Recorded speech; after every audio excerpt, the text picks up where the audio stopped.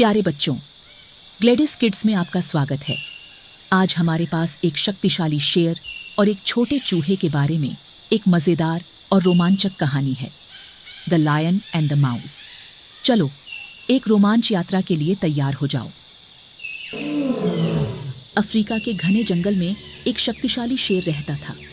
एक दिन भारी भोजन के बाद शेर एक पेड़ के नीचे झपकी ले रहा था। अचानक एक छोटा चूहा अपने बिल से बाहर आया और शेर की पीठ पर खेलने लगा। शेर जाग गया और चूहे को देखकर क्रोधित हो गया। एक शक्तिशाली दहाड़ के साथ उसने छोटे जीव को अपने बड़े पंजे के नीचे पकड़ लिया। भयभीत चूहा विनती करने लगा, कृपया शक्तिशाली शेर, मुझे जाने दो।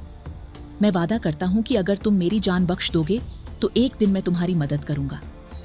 शेर एक छोटे चूहे द्वारा जंगल के राजा की मदद करने के विचार पर हंसा, लेकिन चूहे की हिम्मत देखकर उसे आश्चर्य हुआ। इसलिए उसने अपना हाथ उठाया और चूहे को जाने दिया। कुछ दिनों बाद शेर जंगल में घूम रहा था जब वह एक शिकारी के जाल में फंस गया। वह जितना संघर्ष कर रहा था, जाल उतना ही कसता जा रहा था। शेर गुस्से और हताशा में दहाड़ रहा था, लेकिन कोई भी उसकी मदद के लिए नहीं आया। तभी छोटे चूहे ने शेर की दहाड़ सुनी। अपना वादा याद करके चूहा शेर की तरफ दौड़ा। चूहे ने अपने तीखे दांतों से रस्सियों को कुतरना शुरू कर दिया। धीरे धीरे चूहे ने रस्सियों को चबाना शुरू कर दिया, जब तक कि शेर आजाद होने तक। शेर को आश्चर्य हुआ कि छोटे चूहे ने उसकी जान बचा ली।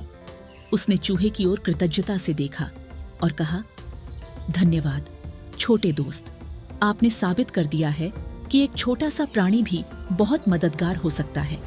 मैं फिर कभी किसी को कम नहीं आंकूंगा। और इस तरह शेर और चूहा अच्छे दोस्त बन गए।